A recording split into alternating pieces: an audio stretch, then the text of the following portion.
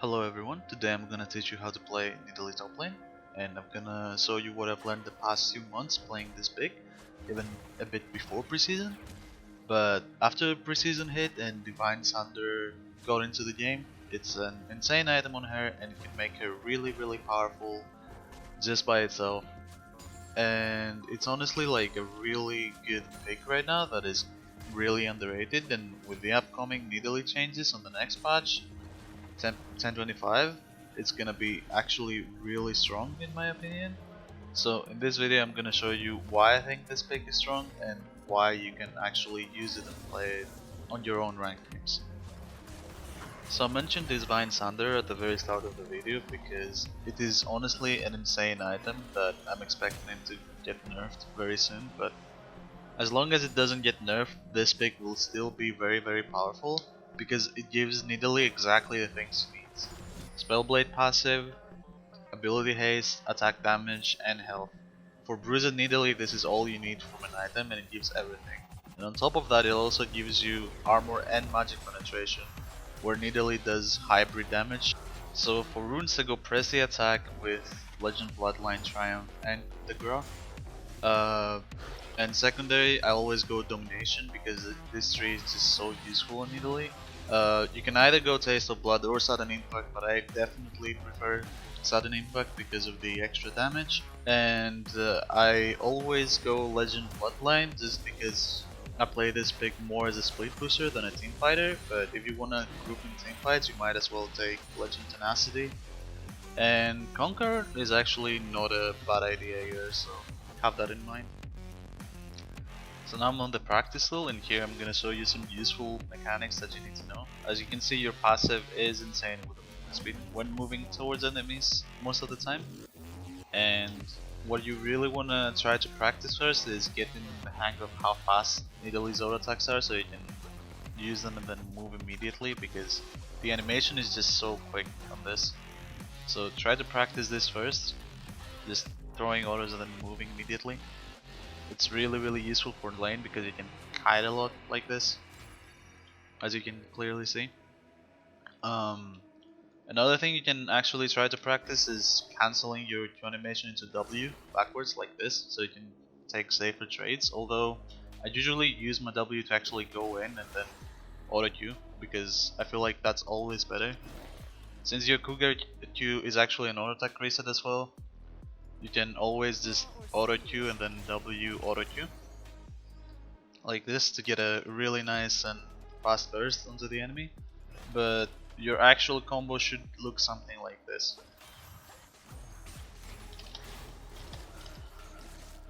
And that should do like the maximum amount of damage you can do, and you still have damage to go through. This wait for your abilities like 3 seconds to come back up and you can keep fighting.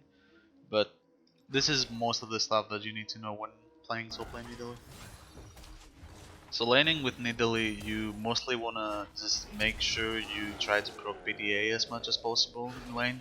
Your poke with the auto attacks is really strong because Nidalee has one of the fastest auto attack animations in the entire game, and that makes it really easy to poke people. Combined with her passive movement speed when you enter a bush, you can really abuse this to gain a very good lead in the early game as Nidalee and make that into a win for your game. On top of that, the only real downside to Nidalee top lane is that she mostly gets beaten by most matchups level 6, but if you have enough lead till that point, you can probably go even or even kill the enemy laner, but that's basically your weakest point in this game. Some other stuff is that your late game team fighting is not that good, besides like if you go Tenacity and Conqueror at the same time. You can also tank a lot because you're going tank items besides like your two first core items, which are Devine Sunderer and Blade of the Ruined King. But other than that, you're mostly a split pusher that just wants to gather people on top of you so your team can secure objectives. Some really strong points about Nidalee is obviously her level 1, 2 and 3. She is more powerful than almost any other champion level 1. The only way they beat you level 1 is if they have a champion that can either auto attack reset or combo with their abilities like Riven or Gangplank for example. But against an Akali, it probably wouldn't be such an issue to play against her, because you can just run her down level 1. She does around half your HP with her entire combo, but you can do more damage in that same amount of time. About your level 2 and 3, you should always try to get level 2 before your enemy does, and then if you try to go melee range on them and not miss the spear, they're pretty much dead, or they lose the trade and they have to burn flash. Otherwise they most likely will die because of the amount of damage that you do early game. And level 3 you can just be aggressive as hell, but just be careful to not get ganked, because first gank is usually always on top lane and Nidalee is pretty vulnerable to gank, so when you get level 3 try to set a trap first on the tri-bush if you're red side or the bush if you're blue side, in order to try and go all in on the enemy. You wanna max your E first, always. It's a really viable source of attack speed and lane sustain.